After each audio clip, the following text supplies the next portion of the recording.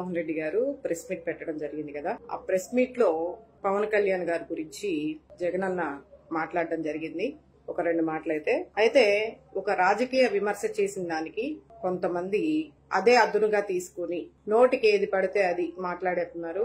హద్దు అనేది లేకుండా వాళ్ళ ఇష్టానుసారం. అందులో ముఖ్యంగా తగుదునమ్మ అంటూ వచ్చే ఒక జనసేన వీర మహిళ ప్రతి విషయంలోనూ ప్రతి దాంట్లోనూ ఈ మధ్య ప్రభుత్వం వచ్చిన దగ్గర నుంచి మేకప్లతో బాగా బిజీ అయిపోయి ప్రతిదానికి తెగ నవ్వేస్తూ ఎగతాళి చేస్తూ ఎటకారం చేస్తూ జనసేన వీర మహిళ రాయపాటి అరుణ మాట్లాడిన ఒక వీడియో మీకు వినిపిస్తాను.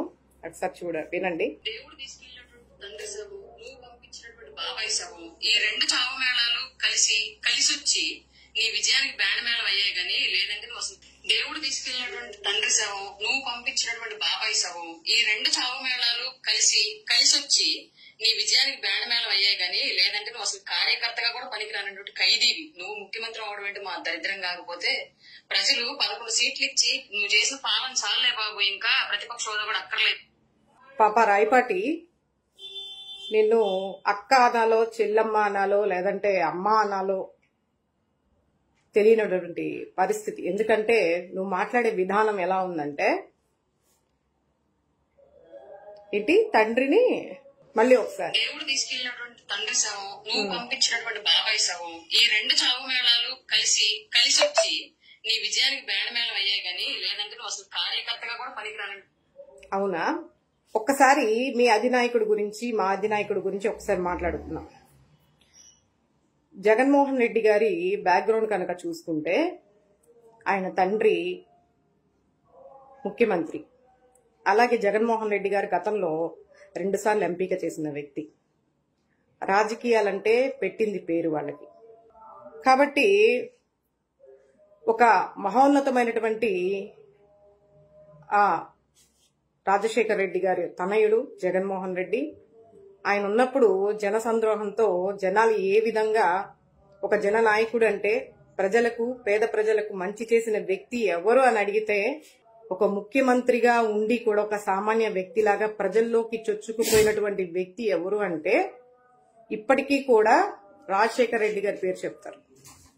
అటువంటి బ్యాక్గ్రౌండ్ ఉన్నటువంటి కుటుంబంలో నుంచి వచ్చిన వ్యక్తి వైఎస్ జగన్మోహన్ రెడ్డి గారు. ఆయన గురించి నువ్వు మాట్లాడుతున్నావు ఏంటి? రాజశేఖర్ రెడ్డి గారు, దేవుడు తీసుకెళ్లిన రాజశేఖర్ రెడ్డి గారు, అలాగే నువ్వు తీసుకెళ్లిన బాబాయిని పంపించిన నువ్వు ఒక ఇదే అని చెప్పేసి నువ్వు మాట్లాడుతున్నావు.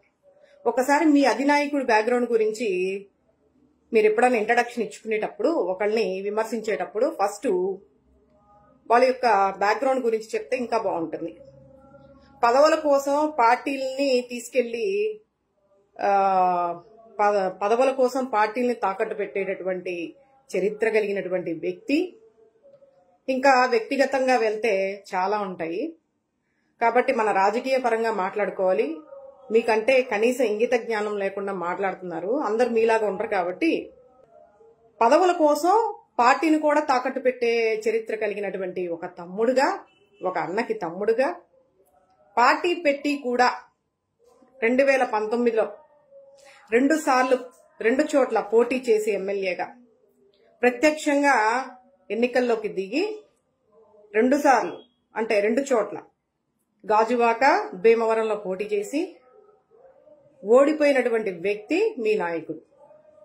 100 స్థానాల్లో పోటీ చేస్తే 1 సీటు సంపాదించాడు. అది కూడా రాజోల్లో.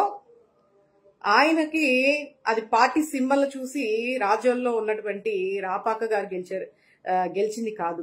ఆయనకున్నటువంటి క్రేజ్ని చూసి గెలిచినటువంటి వ్యక్తి.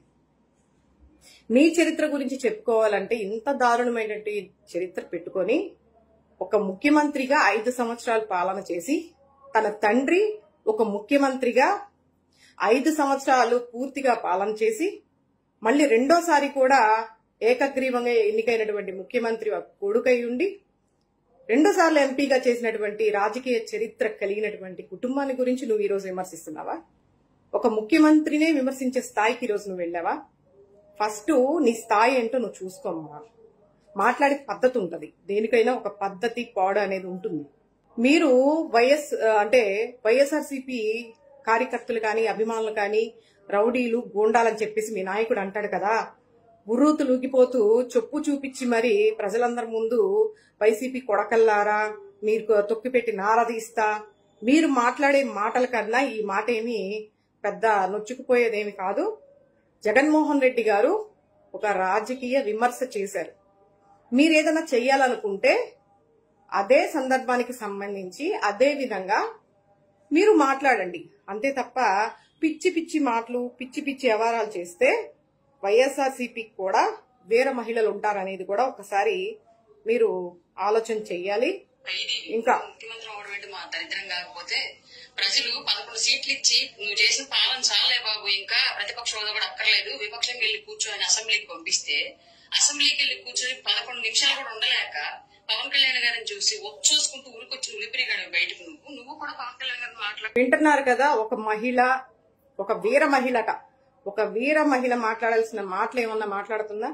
ఆవిడికి రాష్ట్ర అధికార ప్రతినిధి అనేది ఒక పదవిని కట్టపెట్టి ఈ రకంగా మాట్లాడమని చెప్పేసి వారి అధినేత ఇలా ప్రోత్సహిస్తున్నట్టున్నారు. బహుశా జగన్మోహన్ రెడ్డి గారు పవన్ కళ్యాణ్ గారిని చూసి 11 సీట్లకు పరిమితమైనటువంటి పవన్ కళ్యాణ్ గారిని చూసి 11 నిమిషాలు కూడా ఉండకుండా పోసుకుని, అంటే ఆ మాట నేనంటే నాకే చిరాగ్గా ఉంది ఆ మాట అంటానికి కూడా. అంటే ఒక ముఖ్యమంత్రిని, మాజీ ముఖ్యమంత్రిని ఈ రకంగా అబ్యూజ్డ్ లాంగ్వేజ్ తో మాట్లాడడం, మరి వీళ్ళ మీద కూడా కేసులు, మనోభావాలు దెబ్బతిన్నాయని చెప్పేసి వీళ్ళ మీద కూడా కేసులు వేయాలి కదా. ఇంత అరాచకంగా, ఇంత చండాలంగా ఒక మహిళ ఉండి, అందులోనూ ఒక ముఖ్యమంత్రి, మాజీ ముఖ్యమంత్రి గురించి ఇంత దారుణమైన, ఇంత అన్పార్లమెంటరీ లాంగ్వేజ్ లో మాట్లాడుతుందంటే ఇలాంటి వాళ్ళ మీద ఎటువంటి చర్యలు తీసుకోవాలి? మరి చెప్పండి, ఏ విధంగా మాట్లాడుతుందో కనీసం సంస్కారం, ఇంగిత జ్ఞానం ఉందా? ప్రతిపక్ష హోదా కూడా అక్కర్లేదు, విపక్షంకి వెళ్లి కూర్చొని అసెంబ్లీకి పంపిస్తే అసెంబ్లీకి వెళ్లి కూర్చొని 11 నిమిషాలు కూడా ఉండలేక పవన్ కళ్యాణ్ గారిని చూసి చూసుకుంటూ ఊరికొచ్చి ఉలిపిరిగాడు బయటకు. నువ్వు కూడా పవన్ కళ్యాణ్ గారు ఎక్కడ జగన్మోహన్ రెడ్డి గారికి ప్రతిపక్ష హోదా ఇస్తే మిమ్మల్ని అంటకడతాడో అని, ఎక్కడ ప్రతిపక్ష హోదా జగన్మోహన్ రెడ్డి గారికి ఇస్తే మీరు చేస్తున్నటువంటి పనికి మాల పనులన్నీ కూడా నిలదీస్తారని, మీ గుట్టంతా బయటకు వస్తుందని, మీరు ప్రతిపక్ష హోదాని ఇవ్వకుండా ప్రతిపక్ష హోదాలో కూడా నేనే ఉంటానని చెప్పేసి మాట్లాడినటువంటి గొప్ప వ్యక్తి మీ నాయకుడు. అంటే సెకండ్ మెజారిటీ ఏదైతే ఉంటుందో ఆ మెజారిటీ ఉన్న వాళ్ళం జనసేన పార్టీ కాబట్టి ప్రతిపక్ష హోదా జనసేన పార్టీకే రావాలని చెప్పి మాట్లాడినటువంటి వ్యక్తి. మరి ప్రతిపక్ష హోదా కూడా మీకే కావాలనుకుంటే ఇప్పుడు ఉన్నటువంటి డీసీఎం, డిప్యూటీ సీఎం, అదే ఒకళ్ళు ముష్టి పారేస్తే వచ్చినటువంటి పదవికి రాజీనామా చేసి, అదే విధంగా 2 శాఖల మంత్రులు తీసుకున్నారు కదా, అంటే పక్కన వాళ్ళకు కూడా అవకాశం ఇవ్వకుండా ఆ 2 శాఖల మంత్రులకు కూడా రాజీనామా చేసి ప్రజల పక్షాన, అంటే గతంలో మీరు గెలవక ముందు, మీరు ఎప్పుడైతే ప్రభుత్వంలో రాకముందు పార్టీ పెట్టిన దగ్గర నుంచి ప్రజల కోసం, రైతుల కోసం, అంటే ప్రజల్లో రైతుల కోసం, ఆడపిల్లల కోసం, ప్రతి ఒక్కరి కోసం, పేదవాళ్ల కోసం, కులం కోసం, మతం కోసం తాపత్రపడే మీ నాయకుడికి మరి పదవులు ఇవన్నీ కూడా కేవలం అలంకరణే కాబట్టి వాటన్నిటికి కూడా రాజీనామా చేసి ప్రతిపక్ష హోదాని ఖచ్చితంగా తీసుకుంటే ప్రజల పక్షాన నిలబడి మాట్లాడారనుకోండి, మేము కూడా హర్షిస్తాం.